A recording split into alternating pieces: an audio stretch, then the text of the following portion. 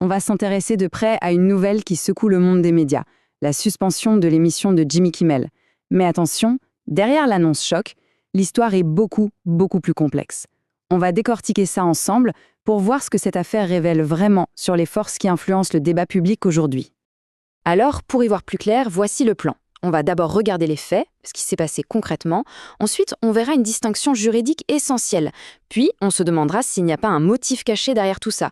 Et enfin, on mettra les choses en perspective avec un petit détour par l'histoire. Bon, alors, comment est-ce que tout a commencé ? Eh bien, par une annonce, aussi soudaine qu'inattendue, qui a immédiatement mis le feu aux poudres. Et voilà, c'est tombé, c'est officiel, c'est la chaîne elle-même qui le confirme. L'un des plus grands talk-shows américains est mis à l'arrêt, sur la touche. Dans le paysage médiatique, croyez-moi, c'est une décision qui a un poids énorme.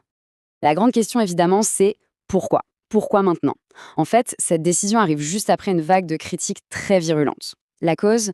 Des propos tenus par Jimmy Kimmel sur la fusillade de Charlie Kirk. Des commentaires qui ont été perçus comme très partisans et qui ont vraiment enflammé les débats. Ok. Les faits sont posés. Maintenant, on entre dans le vif du sujet, parce que c'est vraiment là que les choses se compliquent, et qu'on touche au cœur d'un débat juridique et éthique qui est absolument fondamental. C'est la question clé. Est-ce qu'une chaîne de télé privée a les mêmes devoirs, les mêmes obligations que l'État en matière de liberté d'expression ? Eh bien, la réponse, et c'est là toute la subtilité, c'est non. Il faut bien comprendre cette distinction. D'un côté, on a une entreprise privée, comme ABC. Elle a le droit de faire des choix, qu'ils soient éditoriaux ou commerciaux. Elle fixe ses propres règles. Mais de l'autre côté, on a un organisme d'État, comme la FCC, qui est le gendarme des médias. Et lui, il est strictement lié par le premier amendement. Il n'a absolument pas le droit de sanctionner un discours, simplement parce que ce discours déplaît au pouvoir en place.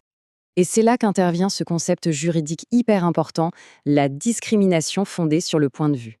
C'est une ligne rouge à ne pas franchir. Le gouvernement ne peut pas se servir de son pouvoir pour cibler et pour faire taire une opinion spécifique, quelle qu'elle soit. C'est la base même de la liberté d'expression. Ce qui nous amène à une question un peu plus dérangeante.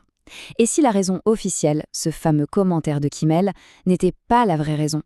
Certains analystes avancent une autre idée, celle que tout ça ne serait qu'un prétexte pour régler de vieux comptes. Pour bien comprendre cette hypothèse, il faut rembobiner un peu. Cette suspension, elle ne sort pas de nulle part. Elle s'inscrit en fait dans une très longue et très virulente querelle entre Donald Trump et l'animateur. Ça dure depuis des années. Et cette querelle a pris une autre tournure avec ce message posté par Donald Trump juste après qu'un autre animateur, lui aussi très critique, ait perdu son émission. Kimmel est le prochain. Pour beaucoup, ce n'est plus une simple pique médiatique, c'est une menace à peine voilée. Mais ça ne s'arrête pas aux mots, des figures politiques de premier plan sont passées à l'action. Le patron de la FCC, donc l'organisme de régulation, a carrément demandé publiquement la suspension de Kimmel. Il a même parlé d'utiliser le pouvoir de l'État et potentiellement des amendes. D'un seul coup, ce qui était une critique politique ressemble beaucoup à une pression étatique.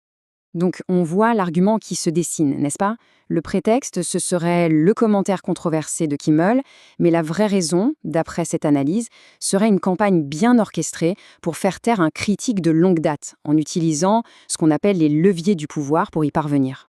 Maintenant, on va prendre encore plus de hauteur, parce que pour beaucoup d'observateurs, cette situation, elle n'est pas sans rappeler certains des chapitres les plus sombres de l'histoire américaine. Il y a comme un air de déjà-vu, et ça fait un peu froid dans le dos. La question est donc inévitable. Est-ce que l'histoire est en train de se répéter ? Cette idée d'utiliser le pouvoir de l'État pour faire taire des voix critiques, malheureusement, ce n'est pas la première fois que ça arrive.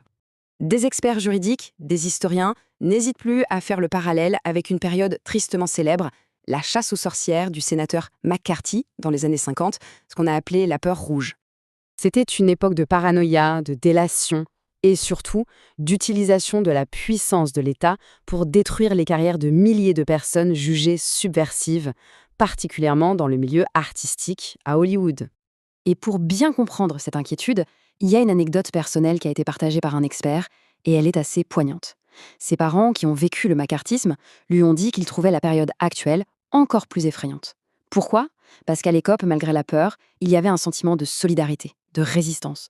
Un sentiment qui, selon eux, s'est beaucoup fragilisé aujourd'hui. Et c'est là-dessus que tout repose. L'affaire Kimmel nous oblige à regarder de très près cette ligne de crête, de plus en plus fine, entre une simple décision commerciale d'une entreprise et une censure politique qui n'ose pas dire son nom. C'est sans doute l'un des plus grands enjeux pour la liberté d'expression de notre temps.